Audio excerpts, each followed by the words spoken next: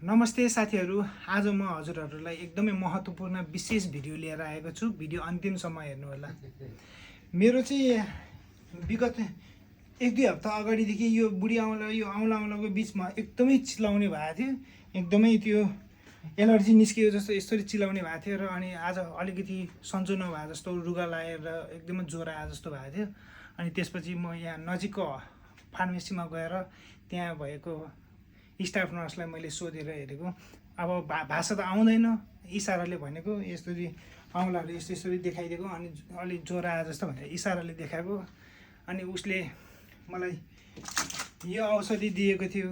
अब इसाराले भनेको कुरा हैन, यो औषधि कतिको अब युजफुल औषधि दिनुभएको हो कि अब कुन औषधि दिएको एकदमै म डाउट भएँ यसको लागि। अनि फेरि मैले खास गरी भिडियो चाहिँ किन बनाएको भने यो एकदमै महत्त्वपूर्ण भिडियो भनेको चाहिँ अब यो कुन औषधि हो, कसरी खाने, के गरी खाने, कसरी प्रयोग गर्ने भने मलाई थाहा थिएन।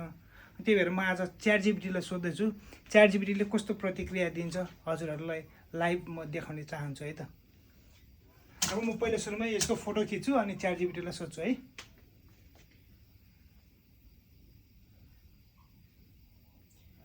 लेख्नु पर्यो यता यी दुईवटा दबाई के हुन् भनिदिनुहोस् न। मैले भनेको छु। अब हेर्नुहोस् है, फोटो पठाइदिएको छु मैले। यी दुईवटा दबाई के का हुन् भनिदिनुहोस् न भनेको उसले सरर लाएर भनिसकेको छ। हेर्नुहोस्, पहिलो चाहिँ यो औषधिको बारेमा भनेको छ। यो छालामा लगाउने औषधि हो। यो मेरो एकदमै यो छाला सम्बन्धी भएर यो छालामा लगाउने औषधि भनेको छ। अनि दोस्रोमा प्राय फङ्गल इन्फेक्सन, खुट्टाको औँला बिच चिलाउने, दाँत फोक सेतो हुन् जस्ता समस्यामा प्रयोग गरिन्छ। हेर्नुहोस् नि, मलाई यहाँ यस्तो औँलाको बिचमा चिलाउने थियो, त्यही भएर यो औषधि दिएको छ। च्याटजिपिटीले यति राम्रो काम गर्छ कि नजाने कुराहरू एकदमै सजिलोसँगले हामीले सोध्न सकिन्छ र उसले पनि सजिलोसँग भनिन्छ। अनि अर्को दोस्रो यो औषधिको विषयमा भनेको छ। यो ट्याब्लेट हो, यो ट्याब्लेट औषधि सामान्यतया रुगा खोकी, नाक बन्द हुने, टाउको दुख्ने, ज्वरो जस्तो समस्यामा कम काम गर्ने प्रयोग गरिन्छ। हेर्नुहोस्, अघि नै मलाई यो अलिकति ज्वरो आउँला, रुगा खोकी आउँला जस्तो भएको थियो भनेर मैले हजुरहरूलाई भनेको थियो। ठ्याक्कै यो औषधि त्यसैको औषधि दिनुभएको रहेछ। च्याटजिपिटीले पनि त्यसैले भनेको छ।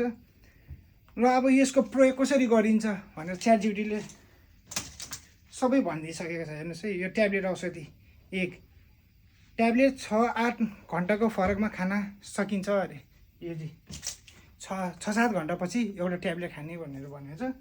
त्यसले धेरै जसो मानिसले दिनमा 2-3 पटक खान्छन्। अनि खाना खाएपछि वा खानासँग खाँदा पेटलाई सजिलो हुन्छ अरे। हेर्नुहोस्, यो खाने तरिका पनि सजिलोसँग भनिदिएको छ। किनभने उता त अब पहिला त फार्मेसीमा त नर्ससँग त भाषा जान्दैन, अनि के गर्नु अप्ठ्यारो हुन्छ। इसाराको भरमा भनेको उसले चाहिँ यहाँ अब अहिले च्याटजिपिटीले सोधेको पुरै नेपालीमा सरर दिएको छ। अब फेरि ध्यान दिनुपर्ने कुराहरू पनि भनिदिएको छ। एकै दिन धेरै नखानु रे। त्यसपछि यसले कहिलेकाहीँ निन्द्रा लाग्न सक्छ। औषधि खाएपछि प्रायः जस्तो औषधिले निन्द्रा लाग्ने गरिन्छ। जस्तो रुगा खोकीहरूको औषधिहरू खाँदाखेरि यो झोल, अझ विशेष गरेर झोल औषधि खायो भने आफूलाई धेरै निन्द्रा लगाउँछ। यसले पनि ठ्याक्कै त्यस्तै भनेको छ। अनि अरू भएको औषधिसँग धेरै नखानु अरे कि, अरू औषधिहरू धेरै नखानु।